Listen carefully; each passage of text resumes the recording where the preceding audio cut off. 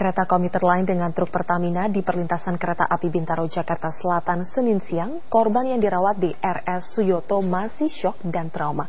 Kita sudah terhubung dengan rekan kami, Yola Ananda Putri, langsung dari Rumah Sakit Suyoto. Yola, berapa korban yang masih dirawat dan bagaimana kondisi mereka saat ini? Ya, Zelvia, baru saja informasi yang kami dapatkan, korban yang dirawat di Rumah Sakit Fatmawati, Jakarta Selatan, baru saja ada 1 orang yang meninggal dunia, sehingga dengan adanya korban yang meninggal dunia ini, total korban yang tewas berjumlah 6 orang. Dan sementara itu di Rumah Sakit Suyoto Bintaro, Jakarta Selatan, menurut data dan informasi yang kami dapatkan, ada 14 orang yang korban yang sudah dirujuk, diantaranya di Rumah Sakit Fatmawati, RSPP, RSIB, dan Rumah Sakit UIN Ciputat. Sedangkan yang meninggal dunia di sini ada 2 orang, yaitu Nyonya X atau yang belum diketahui identitasnya dan Nyonya Rosa.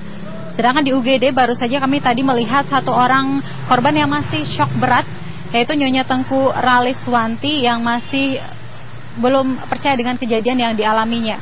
Sedangkan 43 orang korban lainnya sudah dibawa pulang.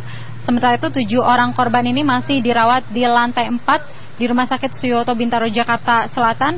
Dan salah satunya adalah Ratna Agustin. Dan Ratna Agustin ini baru saja selesai dioperasi. Dan bagaimana kondisi dari korban ini sendiri, Ratna Agustin? Saat ini bersama saya adalah orang tua dari Ratna Agustin, yaitu Ibu Imas, dan juga adik dari Ratna Agustin, yaitu Adam. Ya. Ibu, setelah operasi dilakukan malam ini baru saja selesai, bagaimana sejauh ini kondisi dari Ratna Agustin, Bu? Alhamdulillah, selama habis menjalankan operasi dia udah agak siuman, mungkin masih agak ngeri karena masih ituin obatnya belum pulih. Tadi operasinya di bagian mana, Bu? Di kaki. Kaki dan yang dioperasi cuma kaki aja, yang di belakang enggak. Kondisinya Mbak Ratna ini sendiri masih shock atau bagaimana, sudah bisa bicara dengan keluarga atau bagaimana? Bicara sih sudah, cuman belum begitu banyak bicara. Udah ini sih udah pulih gitu. Cuman bicaranya belum begitu banyak. Oke. Dengan sudah operasi ini, apa harapan dari keluarga, terutama orang tua dari korban ini?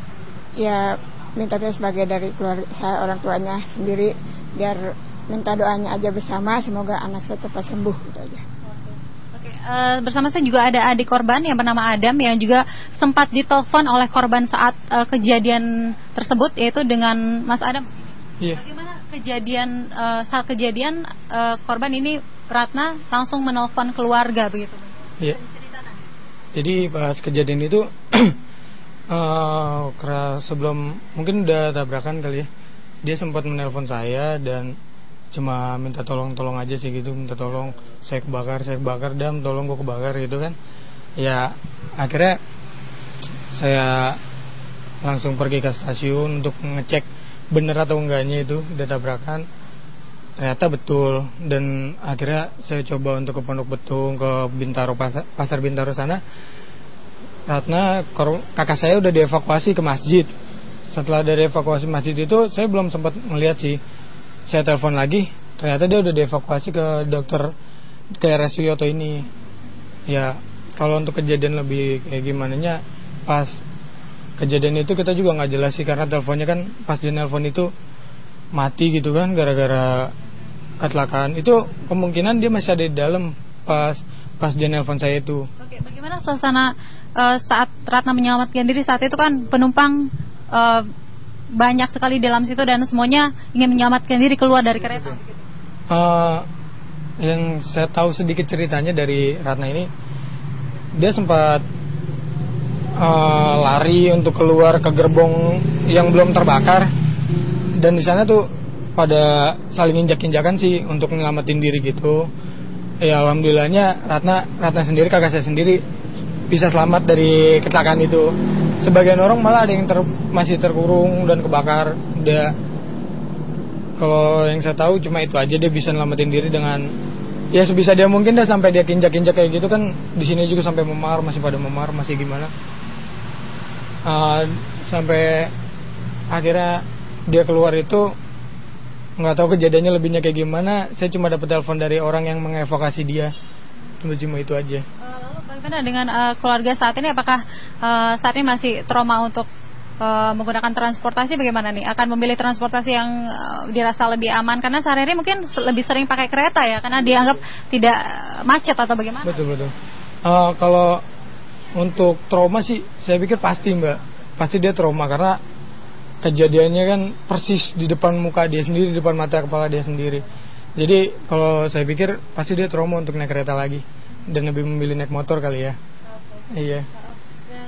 Dari Ibu Imas sendiri dan juga Adap ini sendiri, bagaimana melihat kecelakaan ini, dan dari keluarga sendiri pertanggungjawaban seperti apa sih yang diinginkan sebenarnya begitu? Mungkin ada dari Ibu atau dari Mas Adam?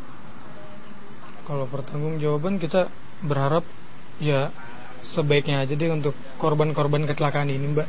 Karena kita kan juga kan berharap semuanya baik-baik aja dan semuanya lancar.